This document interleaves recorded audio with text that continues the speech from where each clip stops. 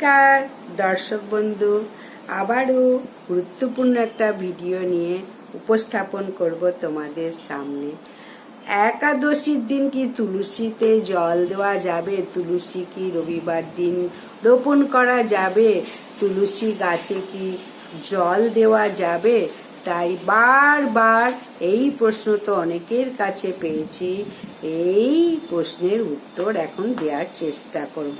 রবিবার তুলসীপত্র চয়ন করা যাবে কিনা, জল দেওয়া যাবে কিনা, একাদশীতে চয়ন করা যাবে কিনা, জল দেওয়া যাবে কিনা, অনেকে অনেক প্রশ্ন।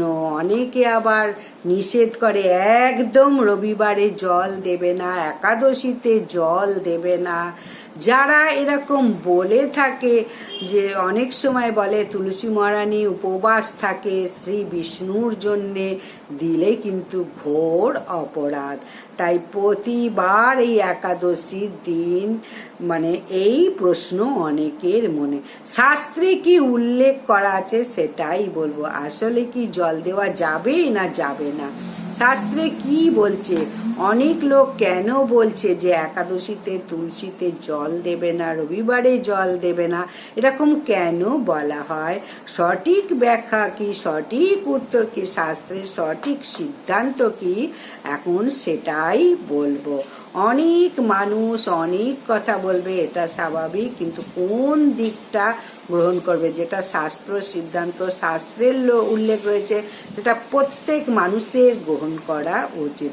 স্কন্দ পুরাণে এই বিষয়ে স্পষ্টভাবে লেখা রয়েছে, ব্রহ্মবৈবর্ত পুরাণেও লেখা আছে, স্কন্দ পুরাণে ব্রহ্মা নারদ সংবাদে, উত্থান একাদশী মাহাত্ম্যতেও লেখা রয়েছে। শ্রীমান ব্রহ্মাজি নারদকে বলছেন যে যিনি একাদশীতে তুলসী বৃক্ষ রোপণ করেন, বীজ রোপণ করেন, জল সেচন করেন, অর্থাৎ জল দান করেন, তিনি মুক্তি লাভ করে বৈকুণ্ঠবাসী হন। হরি বল। যিনি একাদশীতে তুলসী বৃক্ষ রোপণ করবেন, তুলসীতে জল দান করবেন, তিনি কিন্তু বৈকুণ্ঠ ধামে যাবেন, তিনি ভগবানের ধামে পৌঁছাতে পারবে।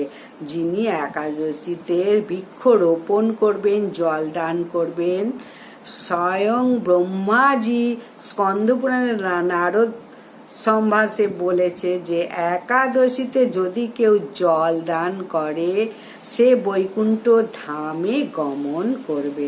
তাহলে কারা নিষেধ করে? যারা চায় যে বৈকুণ্ঠ ধামে তোমরা যেও না, তারাই নিষেধ করে। যারা শাস্ত্র বিরোধী তারা অসুর। যারা বলেছে যে একাদশীতে জল দেওয়া যাবে না, তারা আসরিক ভাবাপন্ন। ব্রহ্মা নারদ সংবাদে উত্থান একাদশীতে স্পষ্টভাবে লেখা আছে, রবিবার সহ একাদশী সহ বছরেতে 365 দিন জলদান করা যাবে। 365 দিনই জলদান করতে পারবে, বৃক্ষ রোপণ করতে পারবে, তাহলে ভগবানের বিশেষ কৃপা লাভ করবে।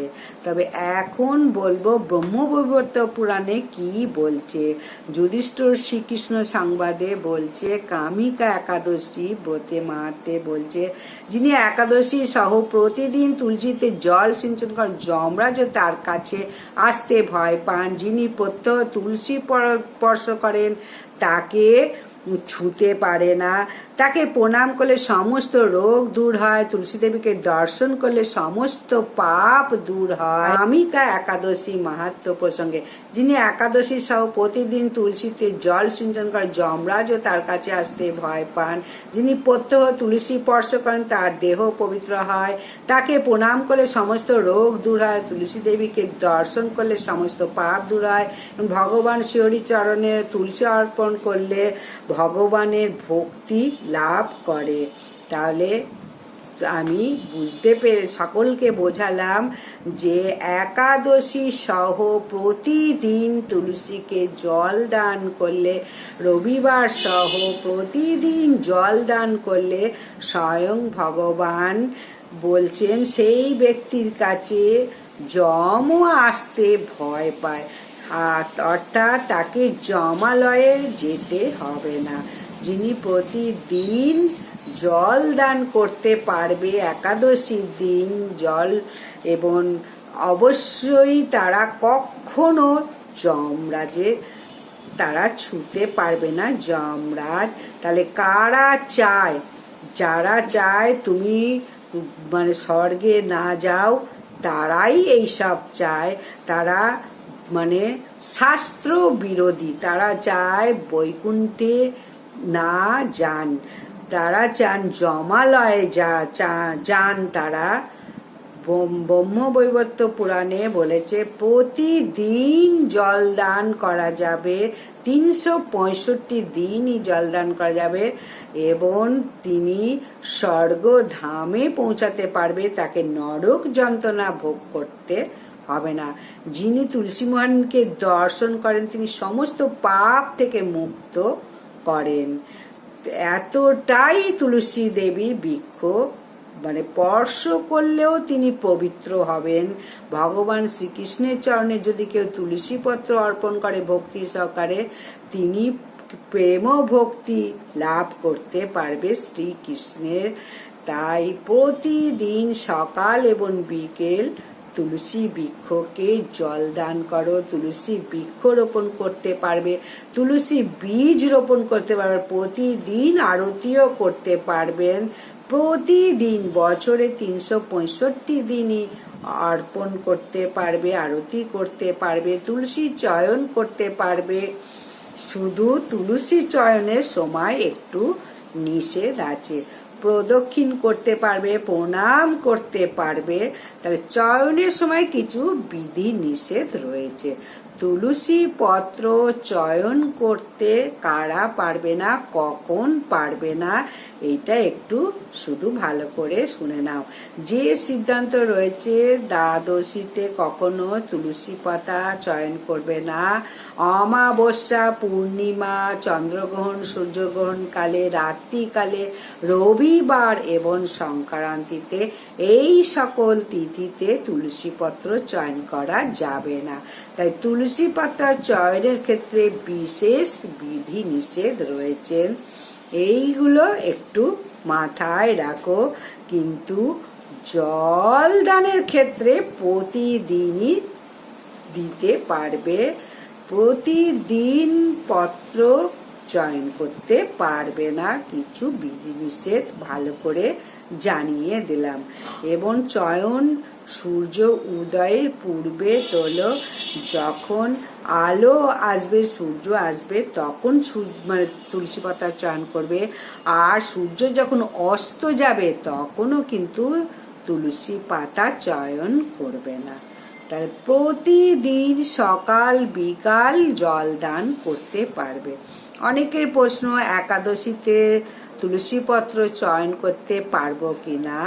দ্বাদশীতে অনেক সময় চয়ন করা যায় না, এটা সবাই জানে।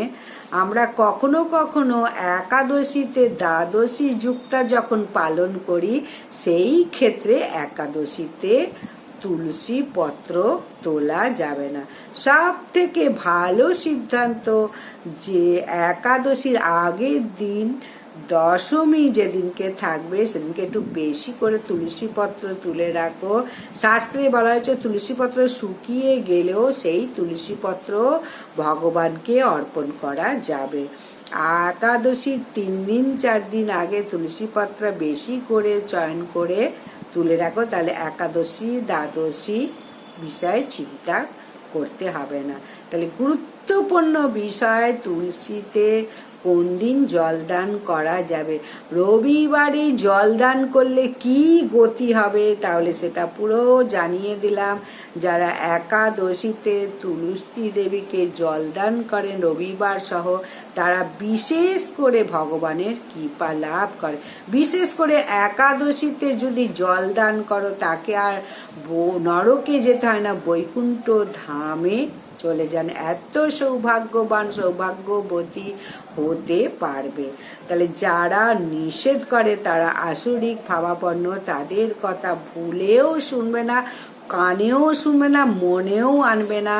যেটা বললাম পুরো শাস্ত্র সিদ্ধান্ত মতামত পুরো জানিয়ে দিলাম।